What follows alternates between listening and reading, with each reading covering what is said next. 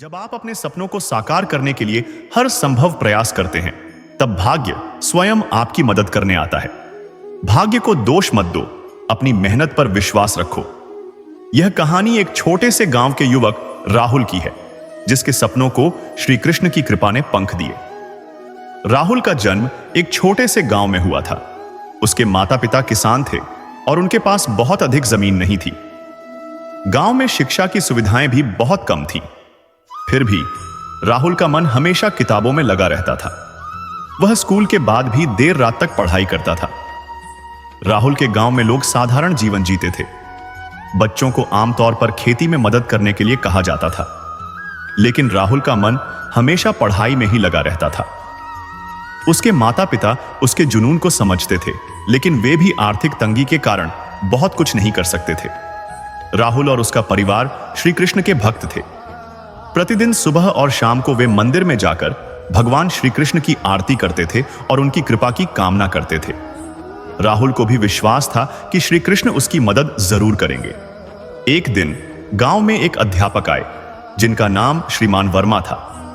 उन्होंने गांव के बच्चों को पढ़ाने का बीड़ा उठाया। राहुल को श्रीमान वर्मा से बहुत प्रेरणा मिली। वर्मा जी ने राहुल की प्रतिभा को पहचाना और उसे आगे बढ़ने के लिए प्रोत्साहित किया। श्रीमान वर्मा ने राहुल को एक प्रतियोगिता के बारे में बताया, जो शहर में आयोजित होनी थी। यह प्रतियोगिता छात्रवृत्ति के लिए थी, जिससे राहुल अपने उच्च शिक्षा के सपने को पूरा कर सकता था।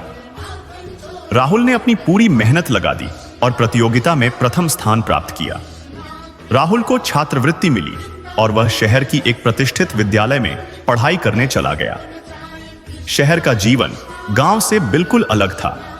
वहां की चमक धमक और तेज रफ्तार ने राहुल को अचंभित कर दिया, लेकिन उसने खुद को संभाला और अपनी पढ़ाई में मन लगाया। शहर में राहुल ने कई नए दोस्त बनाए, लेकिन उसे अपने गांव की याद भी सताती रही।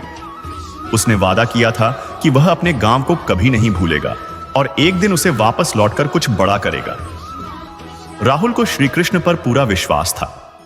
वह हर महत्वपूर्ण निर्णय लेने से पहले श्री कृष्ण का स्मरण करता और उनसे मार्गदर्शन की प्रार्थना करता। शहर में पढ़ाई के दौरान राहुल को कई कठिनाइयों का सामना करना पड़ा। उसकी आर्थिक स्थिति अभी भी कमजोर थी और उसे खुद ही अपने खर्चे उठाने पड़ते थे। उसने ट्यूशन पढ़ाना शुरू किया और अपने खर्चों को पूरा करने के लिए छोटे मोटे काम भी किए। राहुल की मेहनत रंग लाई। उसने अपनी पढ़ाई में उत्कृष्ट प्रदर्शन किया और एक प्रतिष्ठित विश्वविद्यालय में प्रवेश पाया। वहां भी उसने अपनी मेहनत जारी रखी और सभी कठिनाइयों को पार करते हुए उच्च शिक्षा प्राप्त की। राहुल का मानना था कि उसकी सफलता श्री कृष्ण की कृपा से ही संभव हुई है। उसने हर कदम पर श्री कृष्ण का आशीर्वाद मांगा और उन्हें धन्यवाद दिया। राहुल ने अपनी शिक्षा पूरी करने के बाद एक बड़ी कंपनी में नौकरी पाली, लेकिन उसके मन में हमेशा अपने गांव की सेवा करने की इच्छा थी। उसने कुछ समय बाद नौकरी छोड़ दी और अपने गांव लौट आया। गांव में राहुल का स्वागत बड़ी गर्मजोशी से किया गया। उसने गांव के विकास के लिए कई योजनाएं बनाई। उसने शिक्षा के महत्व को समझाते हुए एक विद्यालय की स्थापना की और गांव के बच्चों को मुफ्त शिक्षा देने की पहल की। राहुल के प्रयासों से गांव में कई बदलाव आए। शिक्षा का स्तर बढ़ा, लोग जागरूक हुए और बच्चों के सपने साकार होने लगे। राहुल की कहानी ने गांव के बच्चों को प्रेरित किया और उन्होंने भी बड़े सपने देखना शुरू कर दिए। राहुल का सपना था कि उसका गांव शिक्षा और विकास में सबसे आगे हो। उसने अपनी पूरी जिंदगी गांव के विकास और बच्चों के उज्जवल भविष्य के लिए समर्पित कर दी। राहुल ने अपने गांव में श्री कृष्ण का एक सुंदर मंदिर भी बनवाया। वह मानता था कि उसकी सफलता और गांव का विकास श्री कृष्ण की कृपा से ही संभव हो पाया है। गांव के लोग भी अब श्री कृष्ण की भक्ति में लीन रहते और मंदिर में नियमित रूप से पूजा अर्चना करते।